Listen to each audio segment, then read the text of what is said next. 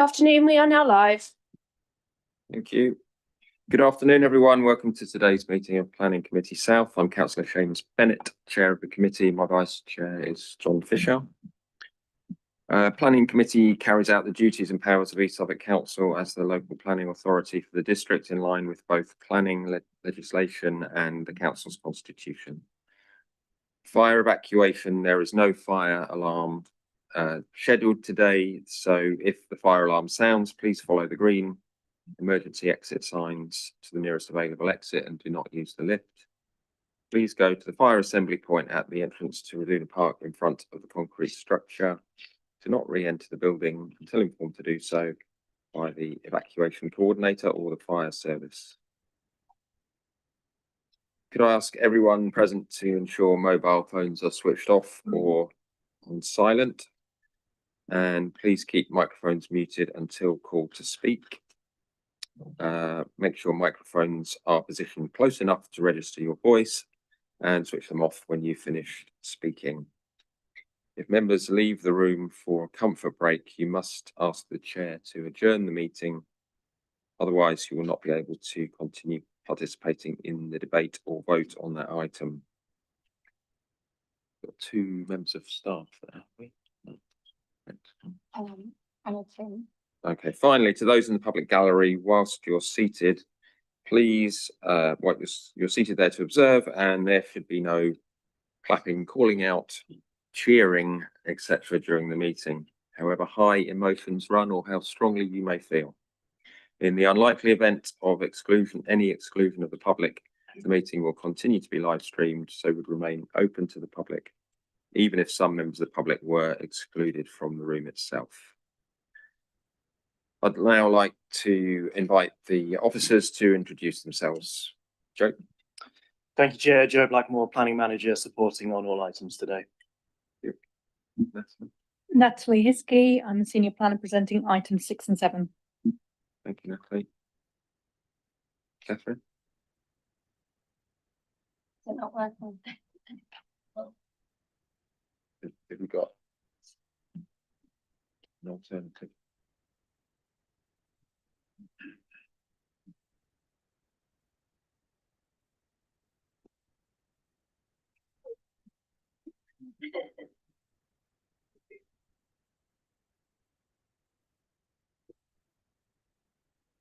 Catherine Scott, I'm a Principal Planner in the South team.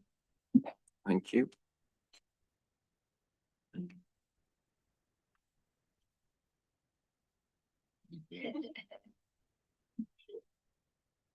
That's it then. And Lois Whitnall, Assistant Planner, presenting for 7 Manor Road in Woodbridge. Thank you. Pip Alder, Democratic Services Officer, and I'm joined by my colleague Ali Stone. Okay, and online, is Dominic here? Not yet? No. Okay, thank you. Agenda item 1 is apologies and substitutions. Pip, could you let us know? Apologies have been received from Councillors Deacon and Smithson. Councillor Byatt was meant to be substituting, but he's late. Okay. There is a possibility that 1 or 2 members may be thinking we're still at 2 o'clock start, so we shall have to deal with that if they were to appear in half an hour or so. Agenda item 2, declarations of interest. If members have an interest, could they please clarify if it is a disclosable pecuniary interest, other registrable interest, or non-registrable interest, and the details of them, if so. Any interests, members? No. No interest, okay. And item 3, declarations of lobbying and responses to lobbying. If members have been lobbied, please clarify if they've responded, or say I have made no response to those representations. No lobbying on today's items. Okay, thank you. Item 4, minutes of the meeting held on the 28th of April. Does anyone have any comment or question about those? No. In that case, do I have a proposer? Councillor Nimi and seconder Councillor Daly. Okay, can we vote on that? Thank you, that's unanimous. That's the thing. Thank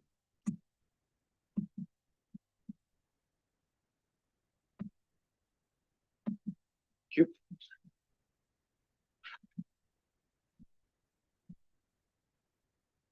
Okay, so item 5, East Suffolk enforcement action, case update to be provided by Dominic online. Not online. Okay, Joe's going to cover it. you're going to cover it. Joe. Okay, thank you. Apologies, Chair. I'm happy to pick this one up. The report can be taken as read. There's 2 updates for you. So if you refer to item C3, which is 6 Upper Ollam Street, Bungay, it's quite a long planning history, as you'll see from that one dating back to 2022 when we first served a listed building enforcement notice, and the breach was reported back in 2020. I'm pleased to say that after applications were refused earlier this year, they went to appeal. But before the appeal was even determined, we managed to ensure compliance, and the roller shutter was removed from the listed building. So that has been complied with. I imagine the enforcement notice will be withdrawn, and the applicant has withdrawn their appeals. So that should come off the list fairly soon. And just a nod to the work of the enforcement team for their diligence on that one. The only other item that I wanted to refer to is not to really add anything further, but just to draw your attention to the update sheet that was published at the back end of last week in respect of the Queen at Brandeston. An ongoing matter, as members are very, very aware of, particularly significant in the local community, and continues to generate a lot of interest with officers on both sides there, in terms of those in the community and also the owner of the property. The update is as read, but just basically to expand on that a little bit, that we're in that period where we haven't had compliance with the enforcement notice. We've been reviewing extensively with council and our own legal officers, but before we take any next steps in terms of whatever action that may look like, there's some further work to do to ensure that we have all of the evidence that we need to do that in a sound way. So I can't comment on any specifics in this forum. That's the extent of the update that I can give you, but I can confirm that I've also had a meeting with the Chair, Councillor Bennett, on this matter and others as well. Happy to take any questions on that item or the rest of the report, Chair. Councillor Daly. Thank you, Joe. Yeah, thanks for that. So in terms of the Queen at Brandeston, as you say, there's a lot of interest in that one. So is there any sort of timeline at all in terms of when it might be possible for action to go forward? I can't give you a concrete timeline at this point. I think I can commit to, within the upcoming few weeks and next month or two, a more substantive update on next steps that we are taking, and that will be reported to both planning committees. I think sort of caveated in terms of not quite sure what any future action may or well may not be, but I think members probably need to be prepared to be in it for the long haul, in terms of this potentially being an enforcement case that is on our list for quite some time, despite it getting plenty of attention from officers across the council, just because the nature of the breach and the non-compliance with the enforcement notice, because it's about the use of the building, that can be quite a moving feast, and gathering that evidence and trying to understand the background. But within the next meetings of both Planning Committee South and North, I think we'll have a more substantive update for you than today anyway. I can ensure on that.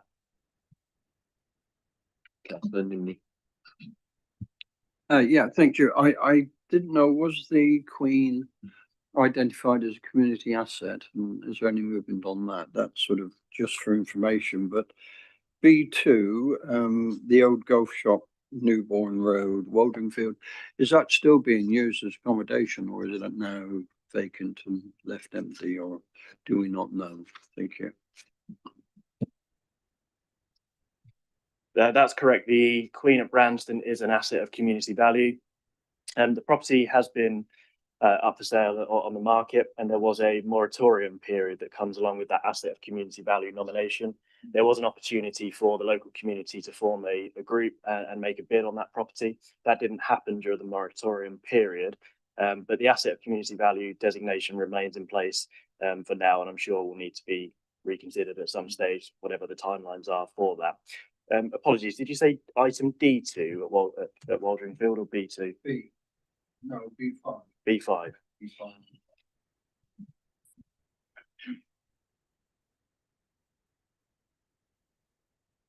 So the old golf shop at Waldring Field is still in use. We've actually received a planning application seeking to retain that use for residential purposes. Excuse me. So that's probably the reason why you've not seen any action on that one at the moment. I understand the application is quite near to a decision being reached. And depending on the outcome of that, if it was approved, then we would likely be in a position where there was no longer an appeal to follow, and we would withdraw the enforcement notice. And if it was refused, then we would seek to continue on with the enforcement action through the notice. So again, I think that's one that will be an update to follow, I suspect probably later in the summer rather than at the next couple of meetings. Thank you. Councillor Rees. Hi there, can you give an update on A6, which is post office at Waldring Field?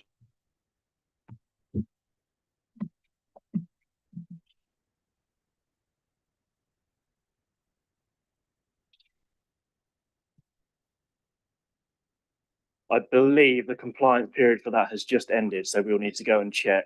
You may have some more local knowledge than me, having not been to the site recently, but if there hasn't been compliance, then we'll need to consider next steps in terms of non-compliance with the enforcement notice and whether any action is justified. I suspect, given the compliance period ended Thursday last week, that's on the list for us to do a compliance check either this week or next, and we'll report back. No other questions? Thank you, members. In that case, could I have a proposer to accept the report? Councillor Hedgley and Councillor Reeves seconding. All members in favour, please show. Thank you. That's unanimous and passed. Thank you. Thank you for that, Joe. Item 6 is West Briarwood Woodbridge, DC 254094 full. Natalie is going to be presenting this application and will be attending in person. It says here, and is indeed here. So Natalie, over to you. Thank you, Chair. So the first application this afternoon is for the creation of a new vehicular access off Ipswich Road, following the closure of the existing access and the erection of a new fence to be relocated slightly back to allow for an improved visibility. So the application is at Planning Committee today because it had previously triggered the referral process, as officers were minded to approve contrary to the objection we received from the Town Council. The panel concluded that there were material considerations which warranted further discussion by the Planning Committee. So just for a recap, the Town Council's objections are listed here. These predominantly relate to the loss of trees and the impact on the street scene to accommodate the new fencing. So this is just a constraints map of the site, just to show that we're not in any sort of designated areas there. The green hatched area just to the south here is a TPO'd area, but none of the works fall within that area. So this is the aerial photograph of the site, just to show the existing access arrangement here, which will be stopped up. And the trees just down here are the ones to be removed. This is just a 3D aerial view of the site. Since then, we have approved a new dwelling, which is well under construction, just sort of in this parcel of land here. These are some photographs of the existing access point looking out onto the highway and then back in the other direction. Natalie, Yeah. you just approved what? I think it coughed just as you said the word. I didn't catch it. A new dwelling New just dwelling. in here. So it's a single story dwelling, which is under construction. Yeah, these are the views from the access point. Looking towards the area of the new access point itself, so the hedgerow and trees to be removed. This is the existing parking area for the dwelling, and this is kind of the existing access point leading through to that dwelling, which is under construction. So they will both now share the existing access as they do previously, This isn't creating an additional access point. This is a street scene image just to show that there is already a precedent for close border fencing along this stretch of the highway. And the proposed block plan here with the dashed line just showing the extent of that new boundary treatment and the trees which are to be removed, with tree number 2 to be retained. Our landscape team are satisfied that there is no objection to the loss of these trees. They're already declining in health as a result of some of the construction works that have already been undertaken. And any future works to those trees are likely to require their entire loss as a result. So this is just a close-up of those trees to be removed and of the access points, just to show that we do have the required visibility space there. And just to give an overview of the trees which will be removed and which ones are retained here and why.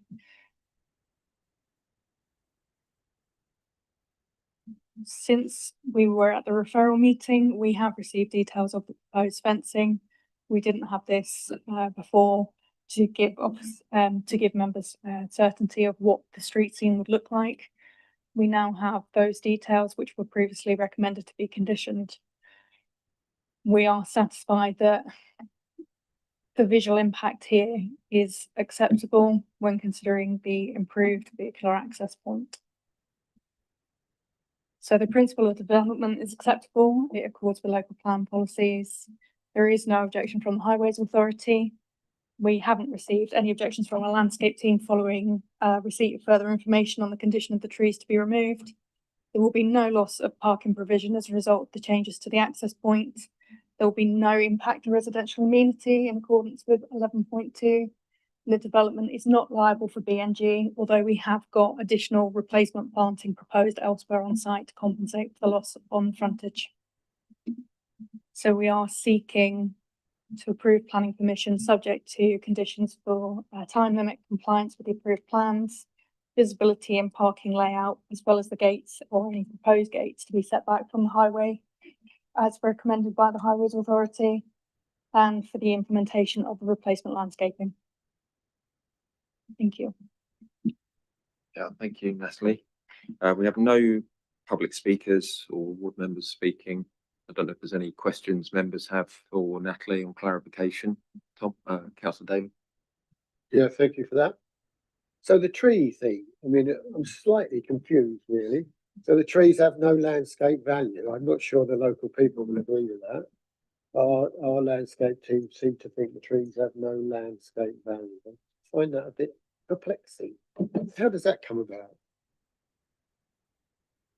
So the trees that are proposed to be removed predominantly, we share here. So we've got a sycamore tree, the red horse chestnut, and apologies, it's another sycamore in there as well. Sorry, yeah, sycamore's to be removed, the horse chestnut is to be retained. They are, it's not that they don't provide an amenity value to the street scene, because they have done previously, but because of works which have been undertaken to them and their declining health as a result of that, and construction works which have gone on to the new dwelling next door, there is less amenity value awarded to them than there was potentially previously. They are not something that we could consider putting a TPO on, for example.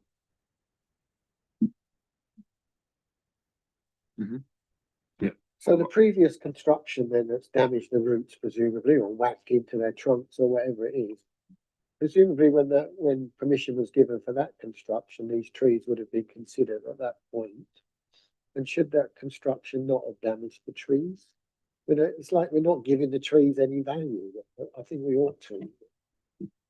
Yeah, so under that consent, which is separate ownership now, we did have a tree plan approved on that one where the trees were to be retained.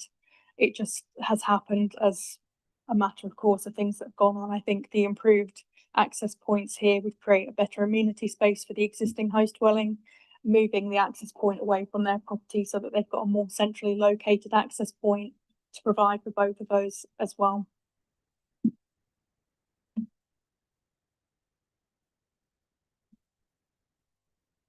Are there replacement planting I think there are, right? Could you just give a bit more detail on that? So we do have a proposed replacement planting down this boundary here. There isn't too much scope to get much within the visibility space there. Anything would be behind the existing, or sorry, the proposed fence line there.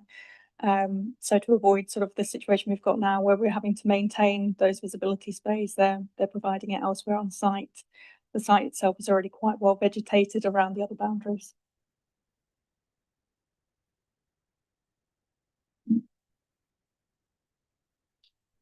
Any other questions, members? No? Okay, in that case, we need to debate the application. Anyone like to kick off with any thoughts on this? Councillor Hedgley? I don't see any problem myself. I understand what you're saying about the trees. I was surprised we've got this far and no one's kicked up a stink about it, but they haven't. And so we are where we are, and I think I will vote for. Any other thoughts? Councillor Nimney? Yeah, I feel the same, disquiet about the fact that the previous build program actually reduced the quality of the trees that were there. And now you're coming on with a later application and those trees don't have the worth that they need to be looked after. It is important, I think, particularly on a day like today, the importance of trees to be on the street scene to give cooling and shade and whatever. We do seem to be undervaluing it, and I find that disappointing. So when I looked at this before, I think for me, road safety was another concern, actually, on that busy stretch of not slow moving traffic. But with highways not giving any objection, difficult. No other thoughts? No. Councillor Dagan? Yeah, so it's a little bit unsatisfactory, but I suppose there's nothing we can oppose on planning, in planning your rules or to sustain an objection. So it looks like one we're going to have to let go, I think. Yeah. Okay. So we have Councillor Hedgley recommending approval with the conditions that stated. Anyone ready to second that? If not, I'll second it. Okay, all those in favour? That's actually unanimous. Thank you, members. Thank you, Natalie. So, item 7 is Deben Leisure Centre, Woodbridge, DC 254787 and again, Natalie is she's just come to a committee because the applicant is East Suffolk Council. Natalie, would you present to us? Thank you. Thank you, Chair. So this application essentially seeks to erect air source heat pumps to the rear of the roof and the infrastructure required to support those. And that includes the acoustic perimeter louver system around the equipment to sort of screen that from public viewpoints. So yeah, as we've said, the application is here as we are the owner and or applicant of the site. So in terms of constraints, the existing leisure centre is a building which is surrounded by flood zones 2 and 3 here. The building itself is largely within flood zone 1. There are just a few of the edges here which are sort of captured within that flood zone area. The purple hatching here is showing the extent of the conservation area, so we are just outside of it, but we do impact on the setting of it. The national landscape, as well as sort of following the river just off to the south, and the list of buildings here shown in the red and blue buildings. So this is the application site, predominantly focused on the swimming pool itself, with the land that we also own shown in blue. The works proposed are sort of off to the rear south side of the building in this corner here. So this is just a 3D aerial view of the site, just to show the flat roof section to the rear. This is largely where the proposed works will be, along with this little triangle area as well, which at the moment is just sort of a scrubland area that's fenced off. So these are just some photographs of the site. So the frontage of the building will not be impacted by this proposal. This is looking towards that sort of scrub area at the back there, which is where the ground plant equipment will be. And then looking towards the roof where the air source heat pumps will be located. Again, just more views of that area there and looking sort of a more wider view across the whole of that flat roof of the building. These are the views from the other side of the car park looking back. And a wider view from the edge of the car park there, just to sort of show it in its wider context. So the conservation area essentially sort of falling to the building adjacent. So the pool is currently closed to allow for these works to continue. As you can see, we've got some netting in there ready for the works and scaffolding up for those to continue. So this is the proposed block and floor plan, just to show the layout of the equipment. So the air source heat pumps here with the piping running down to ground floor level into the sort of lighter hatched area here. These are some elevations just to show the acoustic louvers, which will screen those air source heat pumps and obviously provide acoustic mitigation as part of that. We have got the details of that as well provided up front, so we are not requiring that by condition. The environmental protection team are also satisfied with the details that we've received and haven't requested any conditions in respect of noise or further details of the louver system. So in terms of planning considerations, we haven't received any objection from the town council. The policy is considered to accord with 9.2, which is our sustainable development policies. No harm has been identified to the heritage assets, either listed buildings on the northern side of the road, which are screened by the existing building, or the conservation area, which is located adjacent. There'd be no impact on the setting of the national landscape, largely due to the existing screening, which is to the south of the site. In terms of the flood risk, the report sets out that we consider this to be compliant with national and local policies. We're not increasing flood risk elsewhere as a result of this development. Again, there'd be no loss of parking here, and no harm to residential amenity has been noted. Noise matters are considered to be acceptable here. And their development is not liable for BNG. It meets the de minimis thresholds. So yeah, we are seeking to approve planning permission subject to compliance with the approved plans and documents. Thank you. Thank you, Natalie. Any questions, members? Councillor Hedgley. Just for clarification, is the acoustic screening new or is it existing? It's new. Any other questions? Nope. No, we've got no speakers. So we may debate this matter. Councillor Daly. Yeah, so as member for energy and climate change, it's very important that we reduce our carbon footprint. Leisure centres are one of the biggest contributors to our carbon footprint. So this sort of work is essential. Now we need to go forward with it as quickly as possible. So I'm very much in support. Thank you. In which case, Councillor Daly, would you like, I don't sense any other comments forthcoming. Would you like to propose? Yeah, I'd like to propose that we accept the application as presented. I will second. Seconded by Councillor Hedgley. All those in favour? Thank you, members. That's unanimous. Thank you.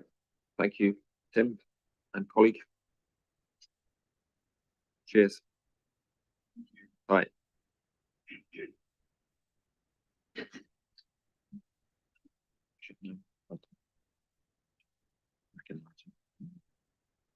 Okay, thank you, members. Thank you, Natalie. And item 8 is 7 Manor Road, Woodbridge. DC 261189 full. And Lois Whitnell is presenting. And when we're ready, Lois, we're ready for your presentation. Lovely, thank you, Chair. Just share my screen.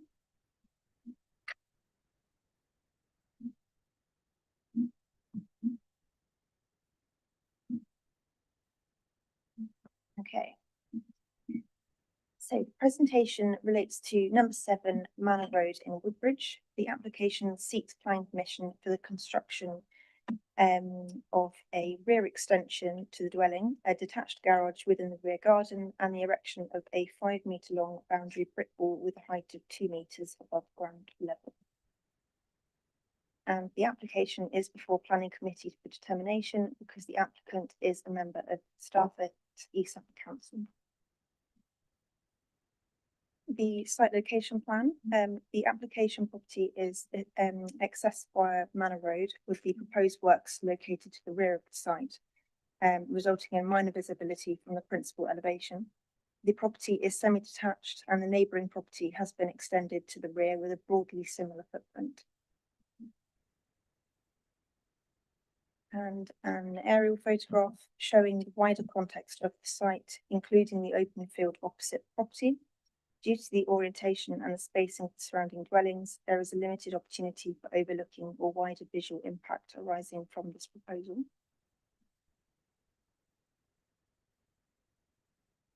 And some photographs to show the principal elevation of the property. The proposed rear extension includes a gabled roof form with the ridgeline projecting 600 millimetres above the existing ridgeline of the host dwelling. And the rear of the property showing the area where the extension is proposed. The extension faces into the rear garden and utilises materials to match the existing property, including brickwork and roof tiles. And then some photographs to demonstrate the relationship with the neighbouring rear extensions. The proposed extension would project approximately 1.4 metres beyond the rear extension of the adjoining property to the west, which is shown on the lower photograph there. The neighbouring property to the east projects approximately 1 metre further than this proposal. Officers therefore consider the scale to be in keeping with the established pattern of development in the area. Then to summarise, the application seeks permission for a 2-storey rear extension, which is shown by the diagonal hatching on the block plan, a detached garage within the rear garden to replace an existing dilapidated structure. Works also include the creation of a small retaining wall to the rear garden to facilitate this, and a 2-metre high wall along part of the southern boundary. Although the wall is included within the application description and plans, officers note this element would likely constitute permitted development and therefore would not require planning permission. And then the rear and east facing elevations. The extension features a pitched gabled roof form similar in appearance to the neighbouring adjoining property. Proposed materials include bricks and roof tiles to match existing, together with a light grey hardy plank cladding to the gable, providing some visual contrast to the brickwork. The proposed rear extension, I'm repeating myself. Okay, and the principal and west facing elevations, the rear extensions have ridge height of 600 millimetres higher than that of the existing dwelling, and so the new roof would be partially visible from the street scene, with a small gabled roof form projecting above the existing roof line. It is noted that within the surrounding street scene, neighbouring properties exhibit varied roof forms and extensions, including number 5 Manor Road, which features a gabled elevation facing the principal elevation. In this context, the proposed increase in ridge height and gabled form would not appear visually dominant within the character of the area, and nor the visual harm of the appearance of the existing dwelling would not be sufficient to warrant the refusal of the scheme. the slide showing proposed ground floor plan, including the existing kitchen dining, proposed kitchen dining area. Ground floor bedroom and associated internal alterations to the existing dwelling. And then the proposed first floor plan showing the new master bedroom within the roof space and associated internal alterations to the existing first floor layout. Material planning considerations for this application include the design, scale and appearance of the proposed works, the impact on character and appearance of the site and surrounding area, the impact on neighbouring residential amenity, including privacy and outlook, scale and siting of the detached garage, retaining wall details, and no objections have been received, although one letter of support has been received from a neighbour. So the application is recommended for approval, subject to conditions as outlined in the report. There's the 3-year standard commencement condition, approved plans, and also further details of the retaining wall and the step heights to be submitted to and approved by the local authority prior to construction. Thank you, Lois. Any questions on that, Councillor Hedgley? Thank you. Just for clarification, and it's probably to both of you, could you correct me, because I'm obviously wrong here. I thought the maximum height of a wall or fence between neighbours was 1.8 metres, not 2. Is that a question just in terms of a general planning principle in terms of? Yes, which they're putting the wall up. Putting the wall up of 2 metres. I thought the maximum should be 1.8. So are we agreeing? If it is 1.8, are we agreeing to 2, or is there a mistake here? So in terms of general permitted development rights, if it's not adjacent to a highway, you can have any fence, means of enclosure can go up to 2 metres in height. And if it's adjacent to a highway, it's only 1 metre. I mean, a standard height fence is typically 1.8 metres, so that's where that number comes from. Yeah. In respect of the proposal here, I don't think there's any confusion around what's actually being proposed, is there? There was just a comment. That was more of a question around what the general position is on PD rights. Yeah, well, I'm trying to put my question is, should it be 1.8 rather than 2? You know, you're saying that, you know, the average height of a fence is 1.8, but I thought it was 1.8 because the rule was 1.8, so the manufacturers make 1.8 metres high fences. No, I think that is just, I think 1.8 is around is 6 feet tall, isn't it? So it's just in old money, that was sort of a nicer round number for. Exactly. But the actual permitted development right is up to 2, so that's okay in that respect. We don't tend to see lots of fences that get up to 2 metres in height. We quite often do with walls in particular. So it's variable, but yeah, typical close boarded fence you would often see at 1.8, but you can go up to 2, and that's perfectly fine within the context of PD rights. Okay, Good question, thank you. That's a Nui. I wonder if we could look at the first floor diagram.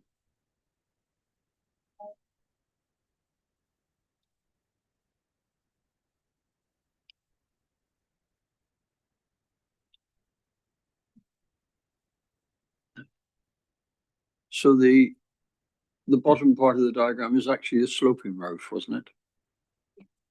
So it's going to be a room with a falling. Okay, thank you. No other questions? Councillor Roy? Question. Just on the garage, access to the garage. I see that it wouldn't be possible to park the car in the garage. But presumably there's no room for turning either.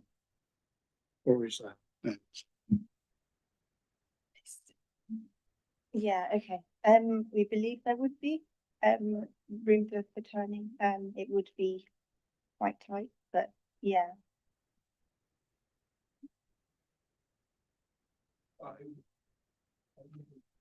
That's good.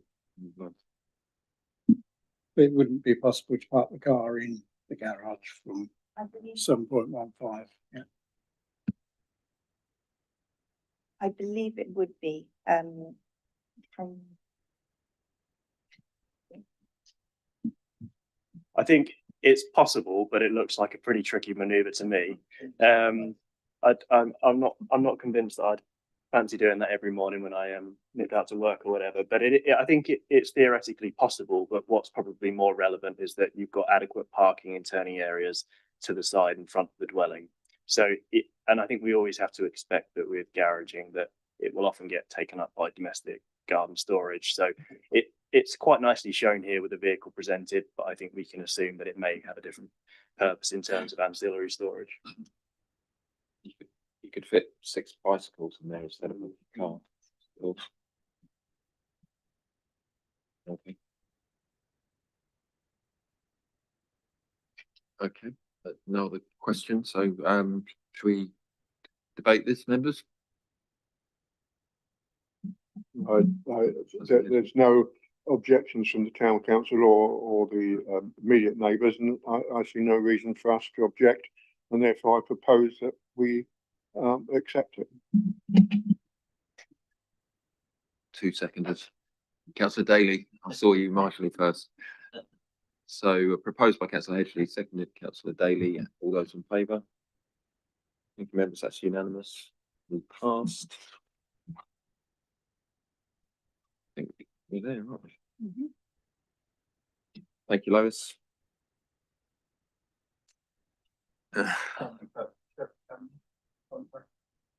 It's already done. So we have now concluded the business on the agenda. I'd like to thank everyone who's attended and participated today. I'll now ask the meeting host to end the live feed. Please can members and officers keep microphones muted until the host has confirmed the feed has ceased. Thank you.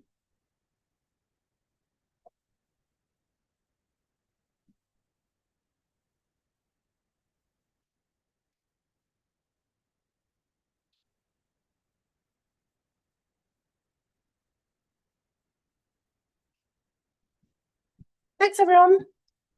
Thank you, members.